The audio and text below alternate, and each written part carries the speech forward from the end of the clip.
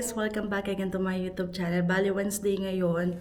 At, ayan, gusto ko lang tayong update kung ano na itsura ng labas namin. Ang taas ng snow. So, parang, ano na to, snowstorm na to sa Toronto. Kasi hindi naman namin to na-experience yung ganyan ka grabe yung snow. Pero hindi pa daw to yung pinaka-snowstorm dito sa Saskatchewan. Patikim pa lang daw to. Si Marvin, nang hingi ako ng update kung kamusta na siya doon. Okay naman daw siya. Ano pa rin, diretso pa rin daw yung pag-uubo niya. Sabi ko, yung bonnet mo siya yung scarf mo ba, dala mo, ganto ganyan. Tapos sabi niya, dapat daw hindi na lang din siya pumasok kasi pwede naman daw. Ang dami daw kasi hindi pumasok. Tapos yung nga sila at sawa ni Ate Pam, di ba, ka-work ni Marvin. Alas 12, panggabi kasi si Kuya, 12 daw na madaling araw, pinauwi na daw sila kasi nga ang taas na ng snow. At kanina gumising ako ng 7:30 dito sa labas namin. Dito pakita ko sa inyo. Hirap mabuksan ah. Ayan yung snow. Ang taas. Kanina di yan, may mga na-stuck na sasakyan. Yung iba nga tumawag pa nga ng ano yung may... Hindi ko alam ang tawag doon, pero mga pick-up yung dumating para matulungan silang maalis yung sasakyan nila dyan. Ayan, ang taas. Ang taas ng snow. So, wait, check natin. So, ayan guys. Bali, umapak ko dyan. Ang lalim. Lumubog ako. Ayan, ganyan kalalim. Tapos dito, mataas to. Ayan, oh. Kailangan ko pang lumaktang. Lubog na lubog. Oh, lubog, oh. Pero hindi tayo dyan dadaan, syempre. Dito tayo dadaan sa kabila. Ayan. Ay, puking ina mo. Lumumog pa rin ako. Ay, naku po. Diyos ko, day. Ang lalim. Kasi naglipad na dito yung ano, yung... yung parang ganto kalalim. Ewan ko kung umabot ba ng ganto yun sa Toronto. Nasa Toronto kami. Ano? Ay, lumubog. Ala, uy. Kita ko na. Oh my God, lampas tuhod. Mataas-taas pa rin. Parang grabe yung snow, no? Kasi sa Toronto, pag nililinis yung kalsada, as in nawawala na yung mga snow. Dito ang kapal pa rin ng mga snow sa kalsada. Tignan nyo naman yung pants ko. Uy, putik, ang dulas. Okay, guys, nandito na ulit tayo sa bahay. Totoo yung sinabi nila. Kasi, yung mga lumipat dito, na nagpunta na sa Toronto, tapos yung iba naman na nasa Toronto na lumipat na dito, mga nakausap namin, yung lamig, mataas yung snow dito, pero yung lamig, hindi siya ganun kaano, tulad sa Toronto na pumapasok talaga sa loob yung lamig. Masakit talaga siya, yung parang kumakagat daw yung lamig. Oo, kasi feels like negative 17, pero hindi siya ganun kaano. Mahangin siya pero hindi siya masakit, sobrang sakit. Kasi iba yung sa Toronto eh. Talagang ano pa lang negative, ano pa lang 8 ba yun? Masakit na siya sa balat eh pag mahangin. Dito hindi. Totoo pala yung mga sinasabi nila. Ayan. Kakahingal din maglakad, ha? Pakita ko sa inyo uli.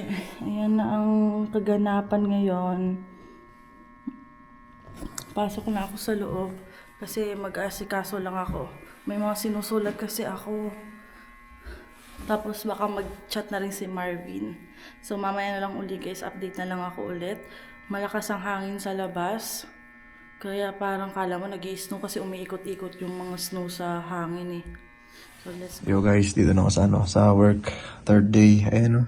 Kita nyo ba? Ewan kung kita nyo. Kasi ayoko lumabas kasi mahangin. Silikod ka naman. Ayan guys, so ayun yung visibility kanina. So ginawa namin, nakangin no? Nag-convoy kami sa isang sasakyan na dito rin nag-work. What's up guys? Nagpo pa rin ako eh. Out na. Ayan, out na tayo. Kanina umaga, nangyari? Nangyari ay na-ditch kami. Pero nakaahon agad kasi napansin kagad namin na na nasa beach na kami. Kaya yun. Tapos yun, zero visibility. Zero visibility kanina. Ginawa namin. Tinry na muna namin mga wala pa 1 kilometro yun eh. Pero, nung talagang di na makita yung daan, tumigil na kami. Kasi ayaw lang ipilit na ayun nga. Ayaw lang ipilit yung zero visibility na baka madisgrasya pa kami. Ayan, doon na sa screen. Dumikit na yung putik. Dumikit na yung putik. Mawakan mo. Karwas siya. Karwas yan. Nanigas na putik eh. Oo. Sarado. Kasi yan, kanina nag-convoy na kami. Convoy na kami para para makarating sa trabaho.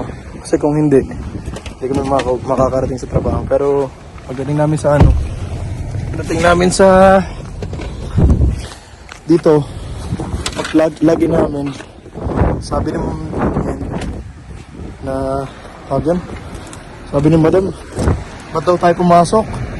Ba't daw tayo pumasok kanina umaga? Ano yung sabi? Yung mama. Yan. Yun, out na. Kaya kwento ulit mamaya. Uwi lang kami. May snow pero hindi na zero visibility no pre no? Hindi na Hindi na. Okay na to. Biyahe na tayo maayos to. Medyo kampante na. Medyo maayos ng hangin. Kwento ko muna mamaya. Wait lang. Nice. Yan guys, dito tayo sa pauwi na. Pauwi. Ibang-iba sa Toronto to eh. Promise. Diba sa Toronto dito may mga bahay pa dyan. Oo. Dito wala na. Kasi yung road ba? Ayun na. Ganyan. Gato yung Town. Ganito yung daan natin kanina madaling araw. Tapos zero visibility. Ayun, ditch. Ayun, ditch yan, ditch. Yan. So kapag nagkamali kami ng andar, doon kami sa baba. Pre, saan tayo? Magsuna. Ayun na nga guys, dito na ako sa bahay. Ayan, nasa basement. Sabi ko, nabubulok na. Ayun nga, nangyari. Kanina, nasa laba ako. Kay ma'am. Tumawag kasi ma'am sa akin pala. Sabi, bakit daw pumasok? Zero visibility nga kasi. Ayun nga kasi, syempre, ayoko naman mag-absent dahil kasi nga, may naguhulog na kami ngayon. Tsaka, probe pa lang naman. Pero sabi naman nila na intindihan naman daw kahit hindi pumasok or sa umaga na pumasok kasi ayun nga, yung masama yung weather. Ako syempre bago pa lang kaya kinakabakabahan pa konti. Wait lang.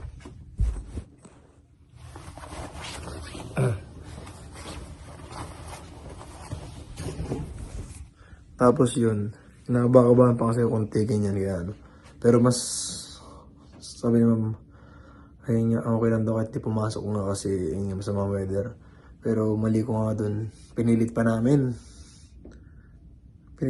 pumasok. Kasi nga para sa yun nga. Tapos,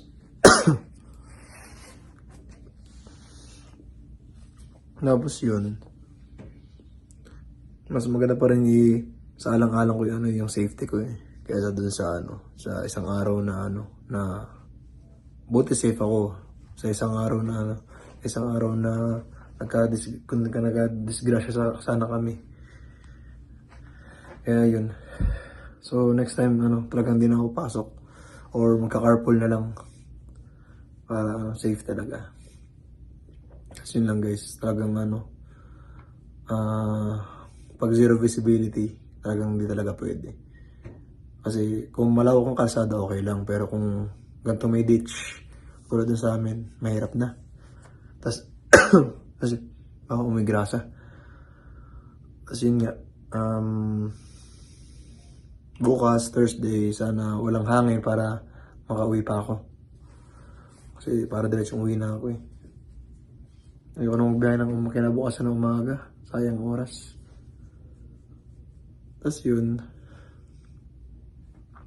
Lang guys, thank you for watching. Ang last na snow ngayon sa Saskatchewan. Pero ganun talaga eh. Kailangan kasi talaga namin eh. Yun lang guys, bye bye. Hi guys! Bali kahapon pala hindi na ako nakapag-update sa inyo. So tatapusin ko lang yung vlog kahapon. Ayun nga, hindi na nga ako nakalabas. Ayun, tapos safe naman. Thank you Lord, safe naman si Marvin nakapasok tsaka nakauwi galing sa trabaho. Na-share naman ni Marvin dito na pwede palang hindi sila pumasok kasi nga, ayun nga, wala silang makita talaga daw sa kalsada. Yun nga kinakatakot ko nung kay Marvin. Kasi syempre first time niya magdadrive na yung winter. Tapos, ayan, malala agad yung snow. Kaya sabi ko sa kanya, dahan-dahan lang talaga. Tapos, ayun, bali si Bebe naman, medyo umaano-ano na rin yung ubo niya. Hindi na ganun kalala daw. Pero sana mawala na. Kasi ganyan siya pag nagwi-winter guys. Pag hindi siya lalagnatin, uubuhin talaga siya ng ilang linggo. Kasi nung unang winter namin dito, nilalagnat yan. Diyos ko, ilang beses nilaglat niyan. Tapos papasok yan, kasagsagan ng pagpatak ng snow, nilalagnat. Kailangan daw niyang pumasok kasi may exam siya. Hindi siya maka-absent. Tapos, nung time na yun, nagtatrabaho pa si Marvin sa fast food din, sa Five Guys. Siya yung nagluluto ng fries, pupunta siya sa likod. Sa likod malamig kasi doon walang heater. Tapos punta siya sa freezer para kumuha ng mga frozen na lulutuin, ganyan. Kaya talagang siya. Tapos nung winter naman nitong pangalawang winter namin, din yan, lagi din yung sakitin yan si Marvin. Ako masakitin ng katawan, pero si Marvin lapitin talaga ng mga ubo, lagnat, talagang ganyan. Ay ngayon, hindi pa, sabi ko nga, buti hindi ka pa nilalagnat. Sabi ko, sana mo huwag nalagnatin kasi nga magkalayo kami. Kasi pag nilalagnat yan, lagi ko yung pinupunasan madaling araw para kumalma yung init ng katawan niya. So, ayun naman guys. Yun, para kinamusta rin kami ni Pastor. Kamusta daw kami. Tapos yung Snow White Christmas nga, ganyan. Tapos yung iba namin makakilala na nandito, kinakamusta kami. Kasi nga first time namin ma-experience yung snow dito sa Saskatchewan. Yun nga, sabi ko, okay naman po ako naman kasi wala pang trabaho, nasa bahay lang. Si Bebe yung nagbiyahe kasi wala pa akong, hindi pa start yung work ko. Buti na lang okay naman si Marvin. Tapos ayun, madami daw aksidente doon sa palabas na. So siguro mga downtown na ganyan. Pero nakita ko din sa Facebook guys, may mga aksidente nga sa downtown. Tapos yun nga kasi sobrang dulas ng kalsada kasi natigas na yung snow sa gitna. Hindi agad-agad kasi nagtatanggal ng snow dito. Ewan ko kung bakit. Siguro kasi hindi ko alam yung reason. Kasi sa Toronto, pag nag-snow ngayon, mamaya may mga nagtatanggalan na talaga sa kalsada. Tapos dito sa lugar namin, ewan ko, wala pa masyado Kung magtanggal lang, konti lang yung matatanggal yung mga sidewalk. Ang dami pa rin snow. Tapos, ayun, yung mga sasakyan, mga car, kasi yung mga car ditong iba, na-stuck na dyan, na-stranded na dyan sa gitna ng kalsada. Iniwan na lang nila yung iba. Kasi, ayun, pagtingin ko naman, nung iba, binabalikan na. Parang, ewan ko kung ano nang ginawa, kung paano natanggal. Kasi, nawala na Pero may iba pang natira. Tapos yung ibang sasakyan na hindi nagalaw dyan sa kalsada. Napakapal ng snow guys. So, ayun. Siguro hanggang dito na lang, tatapusin ko na lang. At mamaya ay dadating na si Bebe. Yan. Back to na uli siya. Back to Regina. Ay, Regina. Pero linggo, alis uli siya. Ayun, nakasurvive naman siya ng 4 days no work. Kasi 4 days nga lang yung trabaho niya. 10 hours yun. Kaya Thursday ng gabi nandito na siya. Friday walang pasok. Sabado siya kalinggo. So hanggang dito na lang. Don't forget to like and subscribe sa YouTube channel ko. Thank you for watching. Bye!